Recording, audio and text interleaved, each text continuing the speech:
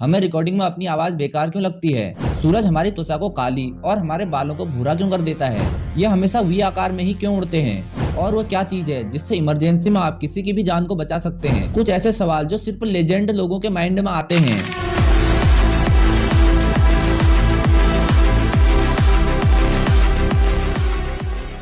Fact number 10। दोस्तों, यह अनुभव तो आपने किया ही होगा। जब हम खुद को आईने में देखते हैं तो हम अच्छे दिखाई देते हैं, वहीं अगर हम फोन में फोटो लें तो हम बुरे दिखने लगते हैं। इसका कारण यह है, जब हम खुद को दर्पण में देखते हैं तो हमको हमारा उल्टा प्रतिबिंब दिखाई देता है, जिसका अर्थ यह है हमारा दिमाग वास्तव में किसी ऐसे व्यक्ति को देखना अधिक पसंद करता है जिसका वास्तव में कोई अस्तित्व ही नहीं है। जब हम तस्वीर लेते हैं तो उस दर्पण वाले प्रतिबिंब की आशा करते हैं जो कि हमें नहीं मिल पाता, जिस वजह से हमें वह फोटो बेकार लगने लग जाती है। पर बाकी लोगों को तो वह ठीक ही लगती है, क्योंकि वे लोग हमारा वही रूप देखते हैं जो कि तस्वीर में आता है, ना कि दर्पण में जिस प्रतिबिंब को आप देखते हो। साथ ही फोटोग्राफ की अलग अलग लंबाई और चौड़ाई किसी भी चेहरे को पूरी तरह से बदल सकती है। तो वास्तव में हम कभी जान पाएंगे कि हमारा चेहरा असली में कैसा दिखाई देता है। Fact number 9। हमें कैमरे में रिकॉर्ड अपनी आवाज बेकार क्यों सुनाई देती है? यह नोटिस तो आपने भी किया होगा। वैसे तो हमको अपनी आवाज बहुत अच्छी लगती है, लेकिन जब हम उसे रिकॉर्ड करके सुनते हैं तो खुद की ही आवाज हमें बेकार लगने लग जाती है। इसका कारण यह है, जब अन्य लोग हमारी आवाज सुनते हैं या फिर हम उनकी आवाज सुनते हैं तो मुंह से जो हवा के साथ ध्वनि तरंगें जाती हैं उसे हम सुनते हैं, और जो खुद की आवाज हम सुनते हैं वह हमारी हड्डियों की आंतरिक ध्वनियों के साथ साथ बाहरी ध्वनि तरंगों का एक संयोजक है। मतलब जब हम बोलते हैं तो खोपड़ी के अंदर चारों ओर गूंजने वाली आवाज और मुंह से निकलकर कानों से अंदर जाने वाली ध्वनि तरंगें आपस में मिलकर जो आवाज निकालती हैं, वही आवाज बोलने के दौरान हमें सुनाई देती है।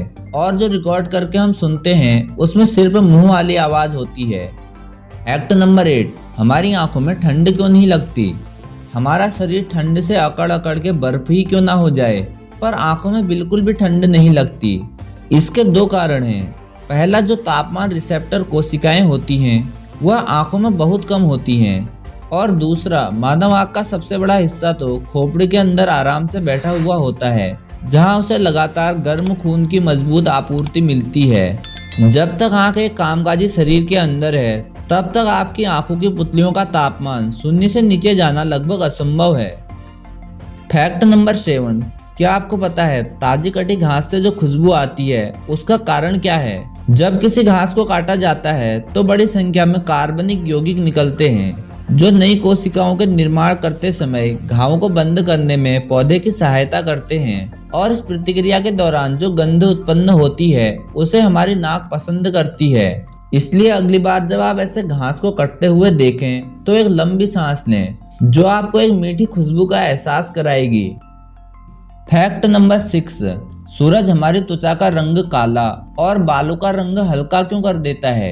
एक पूरे दिन धूप में रहने के बाद आप देखोगे कि आपकी त्वचा पहले से काली हो जाएगी, वहीं जो त्वचा पर बाल हैं उनका रंग हल्का पड़ जाएगा। जब हमारी त्वचा सूरज की रोशनी के संपर्क में आती है तो शरीर में मेलानिन पिगमेंट बनने लगता है।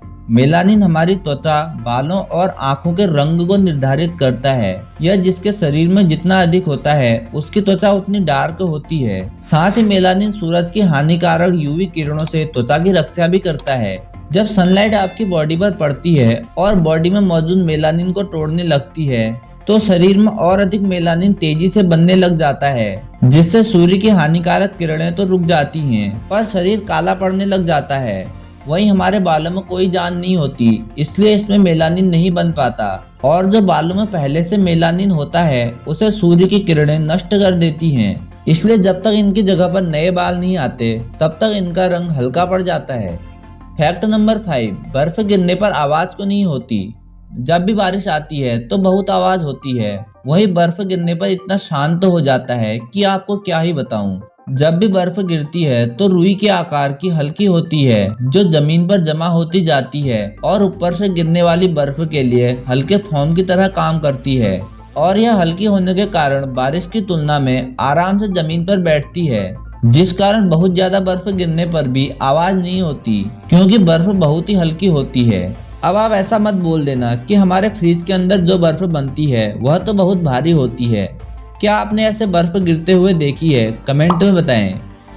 फैक्ट नंबर 4, आखिर यह बॉक्स क्यों होता है? आप जब भी किसी वेबसाइट में जाते हैं तो आपको यह बॉक्स दिखाई देता होगा जिसमें आपको बताना पड़ता है कि मैं रोबोट नहीं हूँ। पर यह बॉक्स आखिर दिया क्यों जाता है?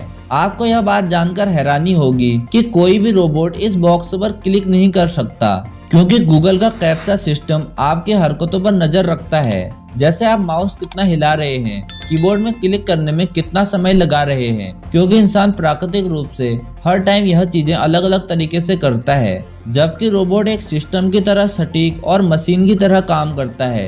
अगर सिस्टम को शक होता है तो वह आपको इमेज वाली कैप्चा देता है। इन तस्वीरों को रोबोट के लिए हल करना मुश्किल होता है। इन चीजों को रोबोट क्लिक नहीं कर पाता है क्योंकि उसमें एक सिस्टम होता है और ये सब हर बार अलग अलग आते हैं। और विशेषज्ञों का कहना है कि किसी बॉट का इंसान की नकल करना लगभग असंभव है। फैक्ट नंबर 3, ये पक्षी हमेशा वी आकार में ही क्यों उड़ते हैं? दोस्तों, आपने कभी ना कभी पक्षियों को ऐसे वी आकार में उड़ते तो देखा ही होगा, जिसे देखकर आपके मन में ये सवाल तो जरूर पैदा हुआ होगा कि आखिर ये साले ऐसे वी आकार में ही क्यों उड़ते हैं। दरअसल ऐसे उड़ान भरने से इनकी ऊर्जा में बचत होती है। जब पक्षी आगे उड़ता है तो उसके पंख से हवा में एक खास तरह की लहर बनती है, जिससे पीछे वाले पक्षी को कम ऊर्जा खर्च करनी पड़ती है। इसी टेक्निक का इस्तेमाल लड़ाकू विमान भी करते हैं। वी आकार में जो सबसे आगे पक्षी होता है वह समूह का नेता होता है और सारे पक्षी उसके पीछे पीछे चलते हैं, वरना फिर कोई किधर जाएगा और कोई किधर जाएगा, जिससे इनका ग्रुप टूट जाएगा और इनको जान का खतरा भी रहेगा। फैक्ट नंबर 2, बिना सिग्नल के आप इमरजेंसी कॉल कैसे कर सकते हैं? भगवान ना करे कि आप कभी ऐसी स्थिति में फंस जाएं जहां आपको मदद की जरूरत है लेकिन आपके मोबाइल में नेटवर्क ही नहीं है। तो ऐसी स्थिति में आप आपातकालीन कॉल लगा सकते हैं। पर आपातकालीन कॉल बिना नेटवर्क में काम कैसे करती है? क्योंकि नेटवर्क आपकी कंपनी के सिम में नहीं होते हैं, लेकिन आपातकालीन स्थिति में मोबाइल वहां किसी भी नेटवर्क से कनेक्ट हो जाता है और अगर वहां किसी भी नेटवर्क की रेंज ना हो तो ऐसे में आपके फोन को सैटेलाइट से कनेक्ट करने की कोशिश की जाती है। साथ ही कुछ स्थितियों में रेडियो सिग्नल से भी आपको मदद मिल सकती है। पर आप जो नंबर डायल कर रहे हैं वह इमरजेंसी नंबर ही होना चाहिए, जैसे 112, 108 और भी। ऐसा नहीं कि घर में कॉल लगाए जा रहे हो और सोच रहे हो इमरजेंसी कॉल लग क्यों नहीं रहा। फैक्ट नंबर 1, हवाई जहाज का कचरा कहाँ जाता है? हम में से बचपन में बहुत लोग के मन में यह सवाल तो आता ही था, जो हवाई जहाज में टट्टी करते हैं वह आखिर किसके सर पर गिरती होगी। लेकिन ऐसा बिल्कुल भी नहीं होता। हवाई जहाज में ऊपर टैंकर होते हैं जिसमें मल भरा रहता है, जिसे लैंडिंग के बाद शक्तिशाली वैक्यूम मशीन से खींच लिया जाता है और हवाई जहाज के मल वाले टैंकरों को खाली कर दिया जाता है ताकि पैसेंजर उनमें दोबारा हक सके।